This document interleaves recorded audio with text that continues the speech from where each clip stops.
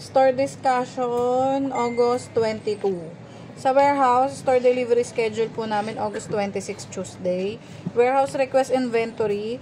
Sa premium cotton maroon, extra small, wala po kaming stock. Sa premium cotton melon, small, may 8 stock po kami. Premium cotton moss green, may 7 stock po kami. Sa website, may new update po sa towels. Sa ROM, save reply po na topic. Sa crystal plaque at yung acrylic plaque na comparison, pinakita yung difference ng crystal at ng acrylic, kung ano po yung mga advantages at disadvantages, kung saan siya magandang gamitin.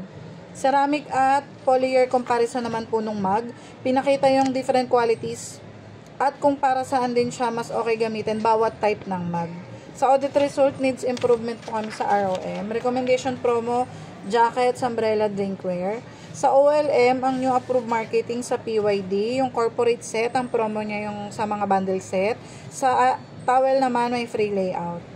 Sa AdSense promo, tricycle, may active kami 28. Streamer 13, sticker 70, sa curtain 18. Sa treasury, may refund, canceled order. Para maiwasan to, proper endorsement ng pending, kasi kaya siya na-cancel, hindi nagawa yung program, kasi hindi na-endorse dun sa nagpo-program. At thorough follow-up kung nagagawa ba yung pending nyo, para maiwasan yung cancel. Complaint due to delayed delivery, ito yung nawala doon kasi yung item. So, dapat may communication kay customer, palagi siyang i-update kung ano nang nangyayari dun sa item niya, para ma-deliver na lang kaagad, para hindi na din nawawala yung item. Sa system naman, sa BIF, may dalawang option doon, kung prospect lang ba si customer, prospect pa lang, or branch customer na siya. Nagkaroon din sa BIF yung additional photo slot. Dati kasi sa multiple items, parang konti lang yung malalagay mo na picture. So, ngayon meron na doon.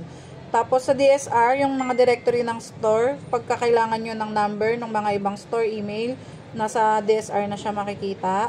Sa DMA naman, lumalabas doon kung kailan yung next delivery schedule natin. Yun lang.